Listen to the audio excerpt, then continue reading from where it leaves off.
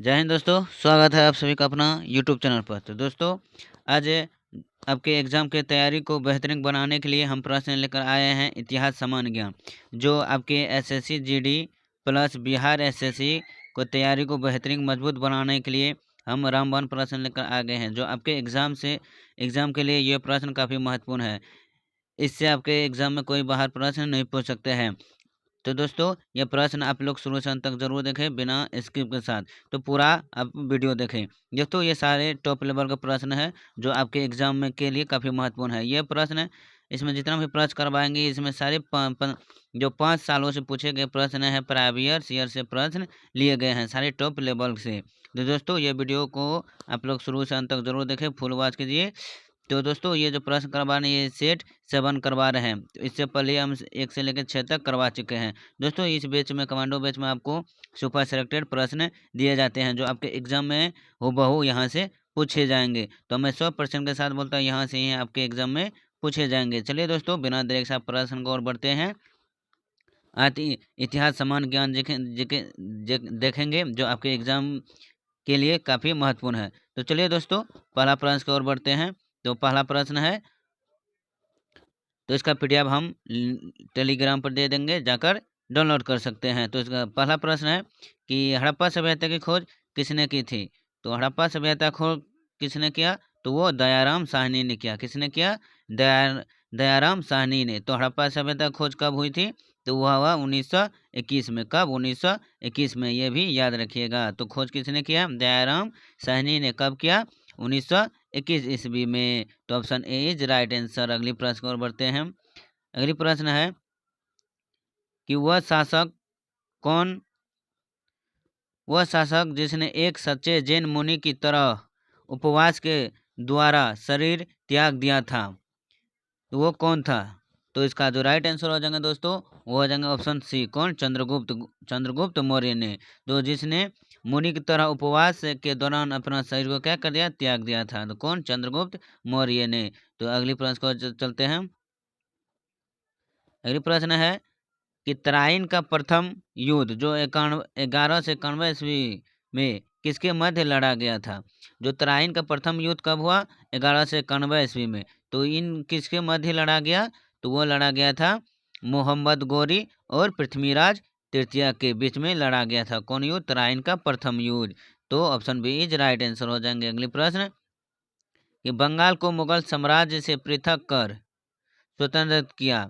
तो बंगाल को मुगल साम्राज्य से पृथक कर स्वतंत्र किया। तो कब स्वतंत्र किया? किसने किया बंगाल को मुगल साम्राज्य से?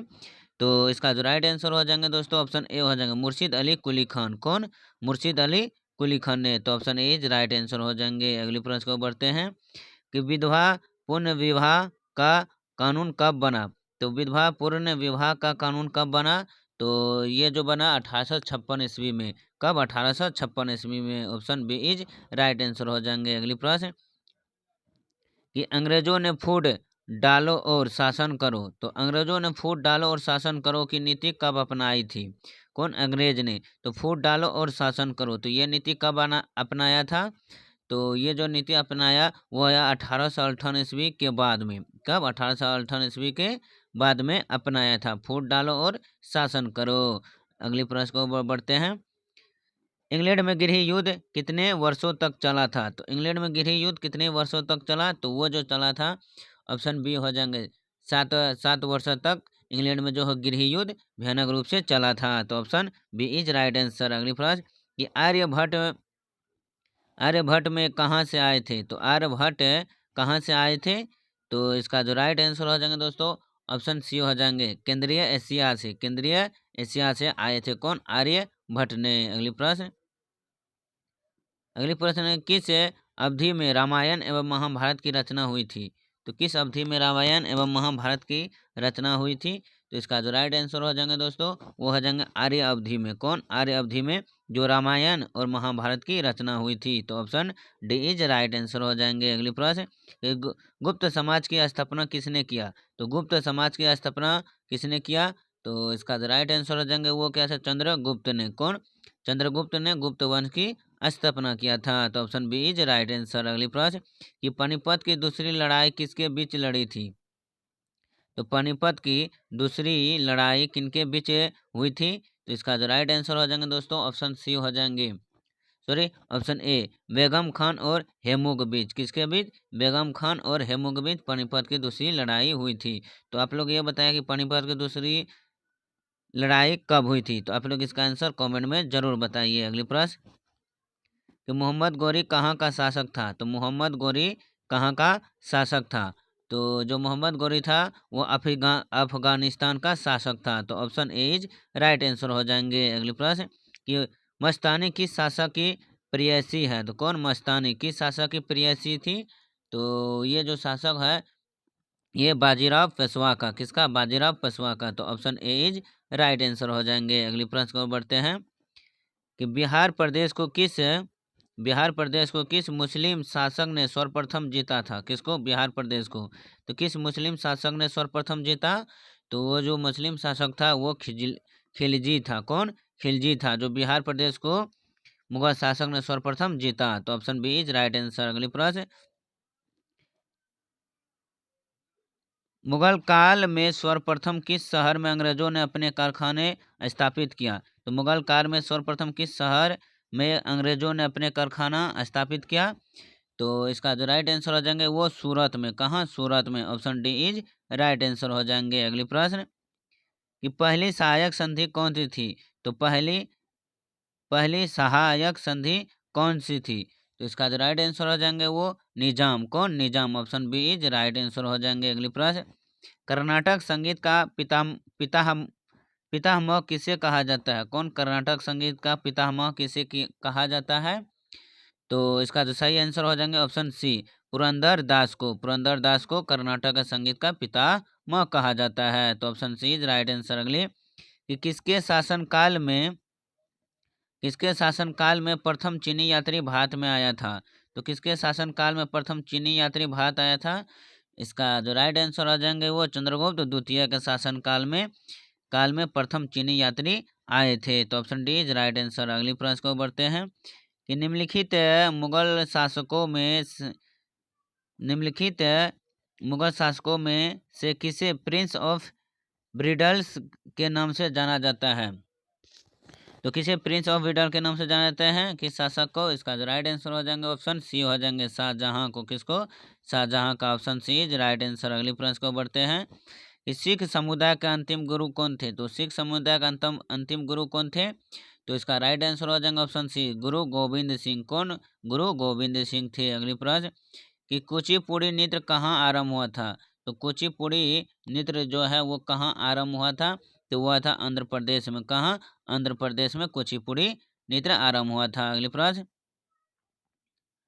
तो पंजाब में कौन सा नृत्य है? तो भांगड़ा। भांगड़ा नृत्य जो पंजाब का है दोस्तों। अगली प्रश्न को चलते हैं,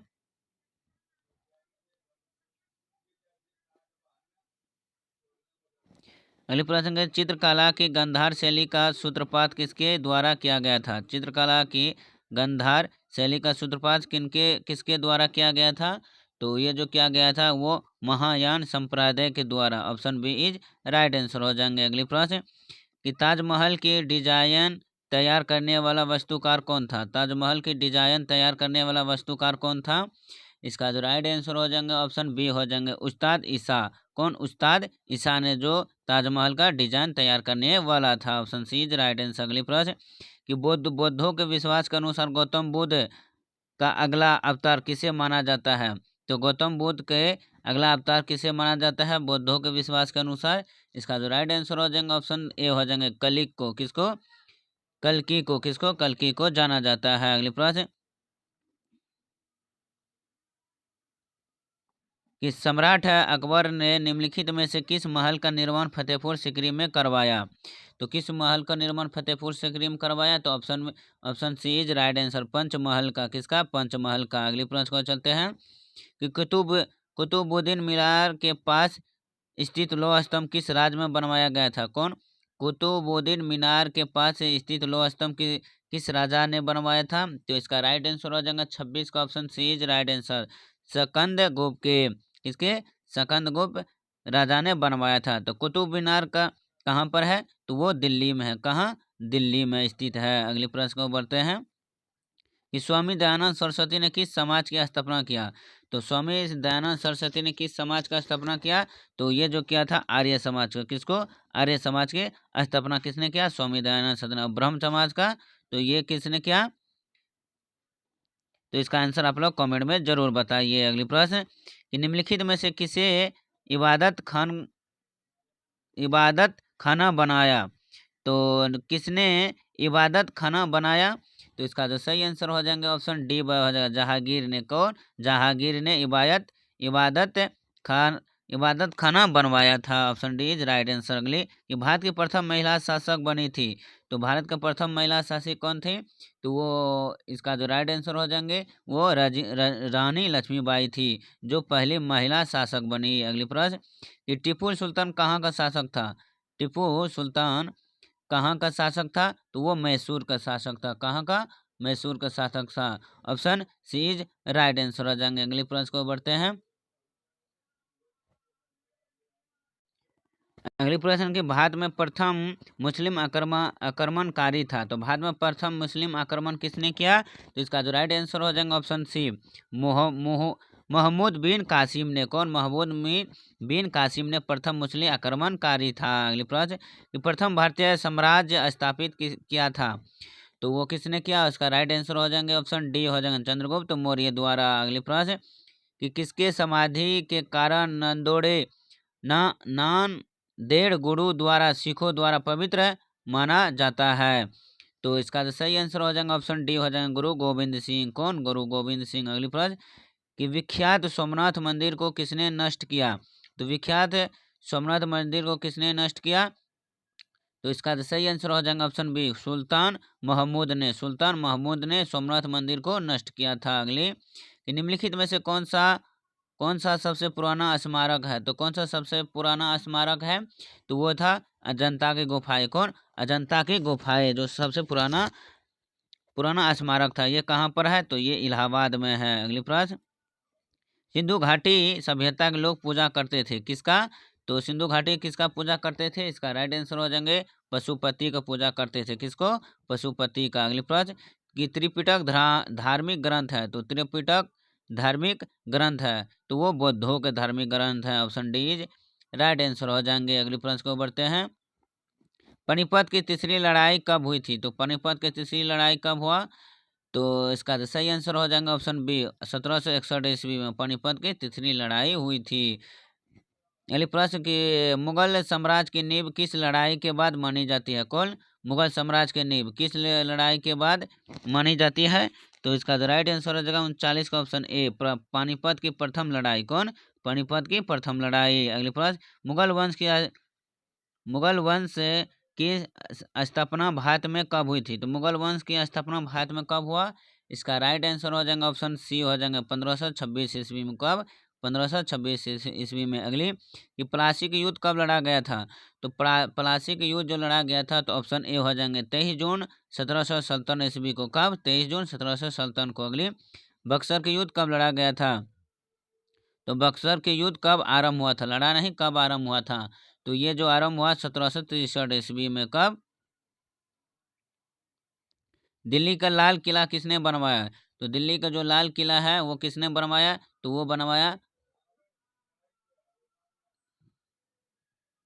तो इसका आंसर आप लोग कमेंट में जरूर बताइए। चलिए अगली प्रश्न को बढ़ते हैं कि शिवाजी के प्रशासन में पेशवा किसे कहा जाता है। तो शिवाजी के शासन काल में पेशवा किसे कहा जाता है? तो मुख्यमंत्री को कहा जाता है। अगली प्रश्न को बढ़ते हैं कि भारत की प्रथम पूर्णतः रंगीन फिल्म कौन सी थी। तो वो जो रंगीन फिल्म था उसका right answer option D, Jhansi की रानी। कौन? झांसी की रानी।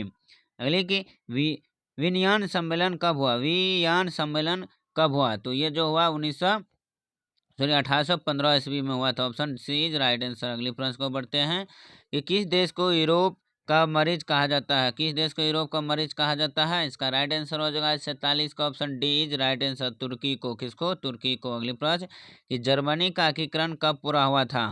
जो तो जर्मनी का एकीकरण कब पूरा हुआ? तो वो 1871 ईस्वी में। कब? 1871 ईस्वी। Option D is right answer. अगली कि एक्ट ऑफ यूनियन किस वर्ष पारित हुआ। एक एक्ट ऑफ यूनियन किस वर्ष पारित हुआ? 49 का जो राइट आंसर हो जाएगा ऑप्शन सी, 1707 में। कब? 1707 में पारित हुआ एक्ट ऑफ यूनियन। अगली वीडियो का लास्ट प्रश्न है कि बोल्शेविक क्रांति कब हुई थी? तो बोल्शेविक क्रांति कब हुई दोस्तों? इसका राइट आंसर ऑप्शन बी हो जाएगा 1917 में। कब? 1917 में। चलिए दोस्तों, आज के लिए बस इतना। जो मैंने 50 प्रश्न करवाए, ये सारे टॉप लेवल का प्रश्न है, 2 एग्जाम में बार बार पूछे गए हैं। चलिए दोस्तों, आप लोग कमेंट में जरूर बताइए कि 50 में से कितना सही किए हैं। इसका आंसर आप लोग कमेंट में बताइए। चलिए फिर मिलता हूँ अगले पार्ट के साथ। अगर वीडियो अच्छा लगे तो प्लीज़ ज़रूर एक लाइक कीजिए वीडियो को। चैनल पर पहली बार विजिट कर लें तो प्लीज़ एक सब्सक्राइब करिए और दोस्तों के साथ भी शेयर करना ना भूलें। चलिए फिर मिलता हूँ सेट अगले के साथ।